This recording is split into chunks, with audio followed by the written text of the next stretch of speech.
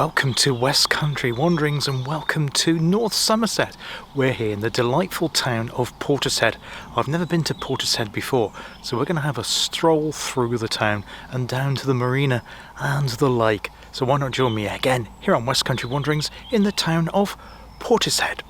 Well, after days of very, very heavy, wet, windy, stormy weather today, Saturday morning, the sun's come out. It's very chilly overnight. It went down to 9 degrees. Beautiful today. It's going to warm up a bit. I think we're about 14 degrees at the moment. Should get up to about 16. So it's very, very pleasant here in North Somerset. As I say, I've never been here before, and I couldn't believe how quickly it took me to get where I live in Gloucestershire. I actually drove. I don't normally drive, but it took me just 40 minutes drive to get here, which I find quite extraordinary, really. It's really amazing to think that I've never been here. I'm sure a lot of you, I know I've got quite a few subscribers that live in and around the North Somerset area. You're probably thinking, have you never been there before? But I haven't. First time here today. This is also a little bit unusual because I normally do quite a bit of extensive research before I visit new places. I haven't done anything, so I'm just coming here looking at it the first time and interpreting it as you would as a visitor as well. So I haven't gone on to Wikipedia, the local council website or historical websites as well. I've just been kind of come into it completely fresh and cold, and if I find some other facts and figures, I'll put them down the usual way below as a subtitle. But yeah, let's just go and have an explore.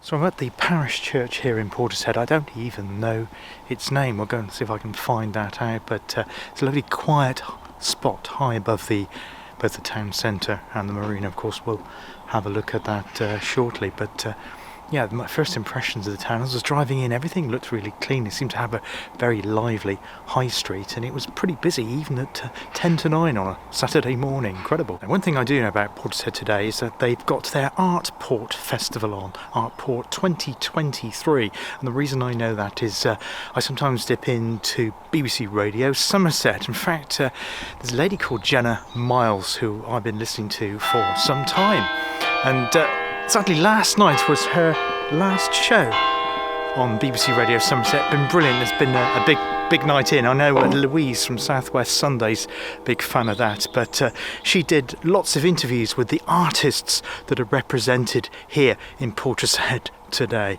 This, by the way, I've just walked through, is the Millennium Garden. Beautiful flowers here, and it's just spectacular on a wonderful mid-autumn day here in Portishead.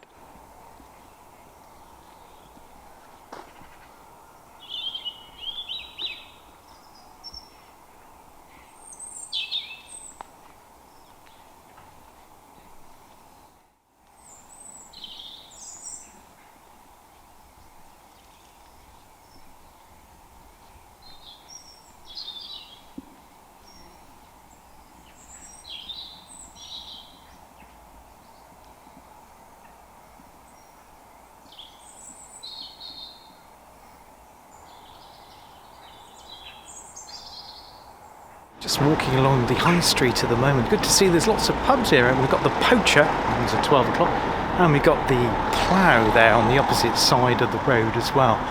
Nice feel to the high street here. There seems to be lots of independent shops, which is always a very good sign. Lots of coffee shops here as well. And we're going to head right through the high street itself and then go down towards the marina and the lake as well. If I've got time, we're going to have a look at a couple of the art installations that are here both today and tomorrow, but of course by the time this video lands it will all be over, unfortunately. So outside Somerset Hall there's things going on this morning to do with the Art Port 2023. Looks like they've got coffee and a gathering going on. There's exhibitions going on inside. Very impression, this is a very, very lively town indeed.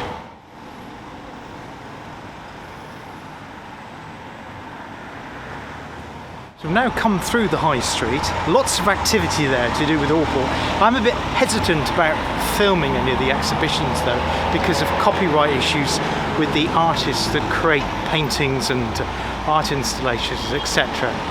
normally with art galleries you aren't allowed to film that, but if I see one of them I will ask if there's permission. But yeah, it's wonderful to have that art. Maybe it'd be going ahead next year into 2024 as well. So by the time you've seen this video it'll have gone, but put a date in your diary for the one for next year.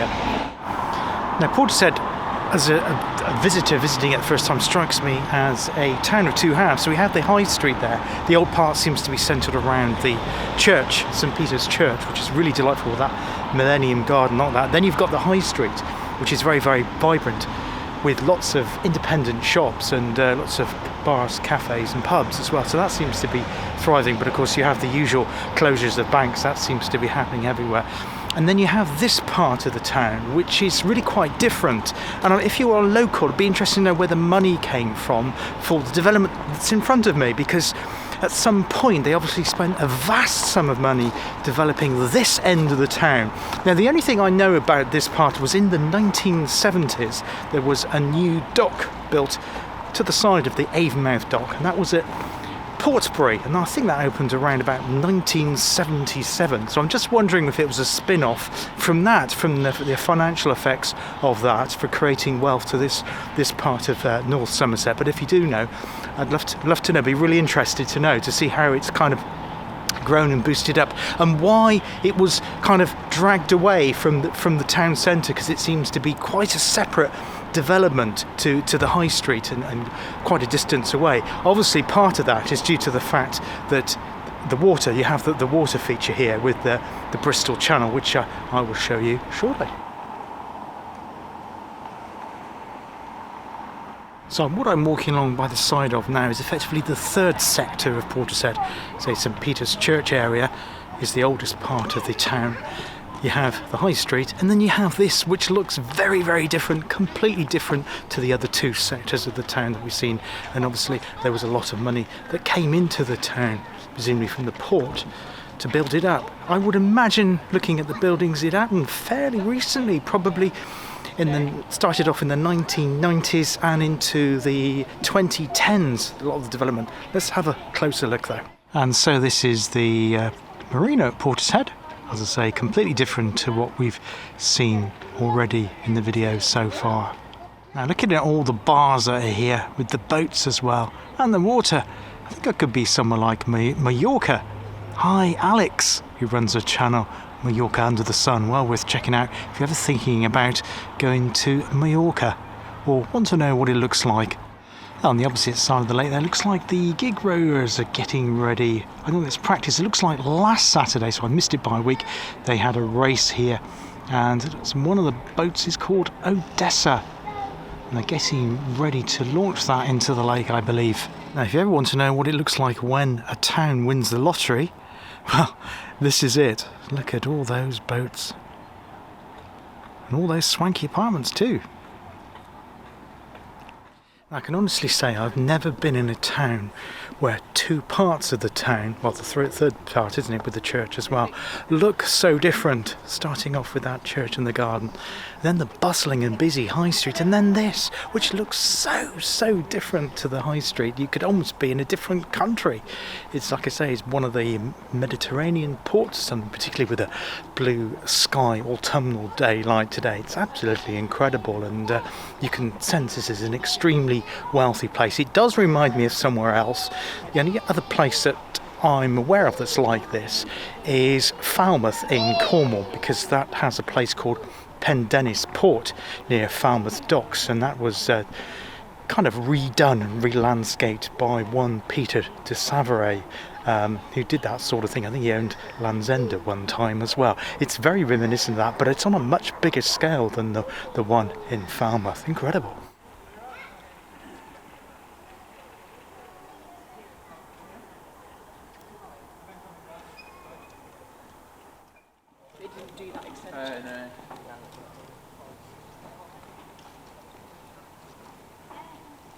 No. I've then got a Hall and Woodhouse Pub behind me. Now, we've come across one of these before when I was doing one of my Wilts and Berks Canal videos in Swindon, and the restored section in Swindon has got the boat, the name of the boat escapes me, with all the boat trips outside on the canal. But yeah, there's another one here, which I think was opened in 2012, just 11 years ago now. So that's good to see that here. Unusual design though, it is a bit different to the buildings, the architecture of the buildings that surround it. I'm going to head further on down. There's a couple of cafes down that way. They're getting ready for an event. Looks like there's a band called Sonic Alert going to be playing just over there later on. So that'll be really good to support the arts festival here in Portishead. There's lots that I won't be able to cover on the video today here at Portishead first visit. I'm sure, particularly as it's so close to where I live as well, we'll be back here again at some point. Over to the, well, looking at the map, to the right of the map, there's a large nature reserve and kind of mudflats going out into the Bristol Channel. There's that. There's also a beach here, a woodland, and a lighthouse. So yeah, lots, as well as this marina as well. So the only thing I really know about the town is that there was a power station here. Probably that was the most, apart from like the town and the church and everything, that was the single most thing that Portishead was famous for. And it provided power, coal-fired power station for the Bristol and North Somerset area. But that's long gone now. I'm not sure the date that it closed, maybe the early 80s. And I guess that the restoration of this site, because it probably would have been post-industrial, a bit run down, took place starting after that, but it's obviously continued right into the noughties as well.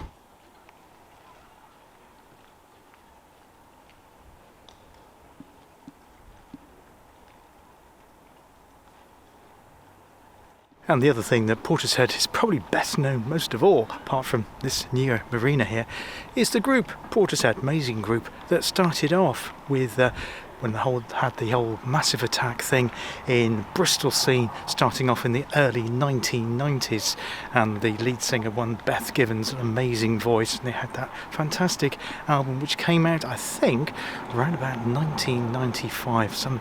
Yes, a long time ago now, getting on for 30 years. Yes, I feel old. Reading an interesting pad that gives me lots of information. I can't absorb all of it, but there were not one but two power stations here. There was also a phosphorus plant called Albright and Wilson that employed some 300 people.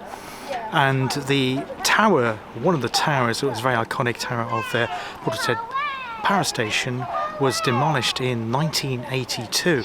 As well as phosphorus, they also made or manufactured the raw ingredient for TNT. Wow. That's probably why it's so way away from the main urban area of Bristol, which is about 10 or 15 miles to the northeast of here, Portishead, where I am today. Not only that, it was an important port in its own right, and it imported wood from Russia, what was then the USSR, and also the Baltic states, kind of what is now the countries of Latvia, Lithuania and Estonia. So they came in there, and the last haul of wood coming in to Portishead from the USSR was in 1976. I think it continued on for some time after that into the port of Sharpness, which we'll be seeing along the Severn Way, which is a little bit further up the Bristol Channel and the River Severn.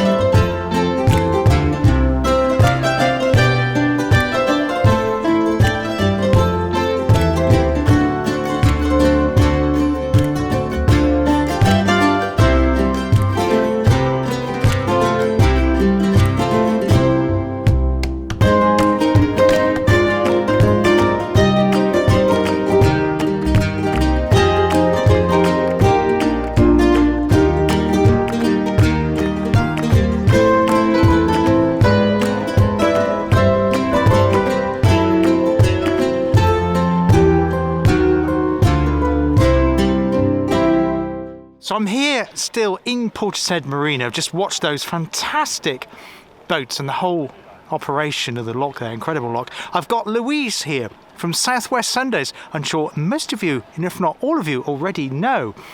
and she knows quite a bit about this area. So I'm going to hand you over now to Louise. Okay, so I used to live in Portishead. I lived here from when I was a baby until I was 7 years old, and it's changed so much. I've only recently started to come back here, but my dad used to work in the power station, and I believe that the power station used to be just here.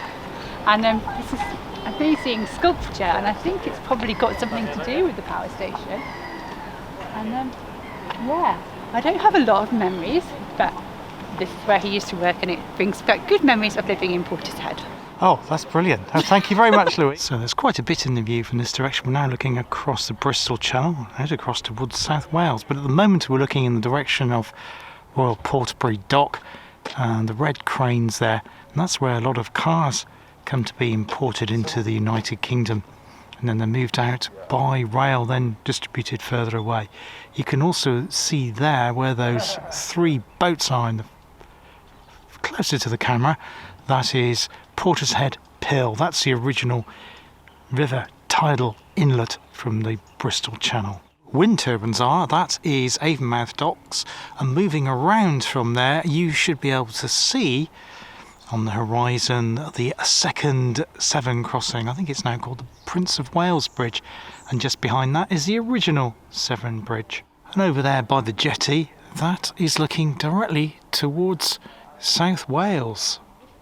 What a wonderful view on a beautiful clear day like today.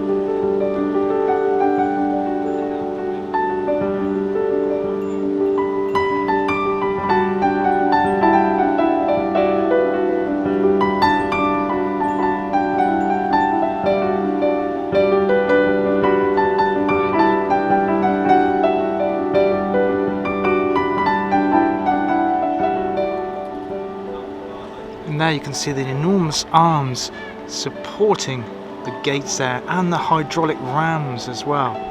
Imagine the force that's required to close those lock gates.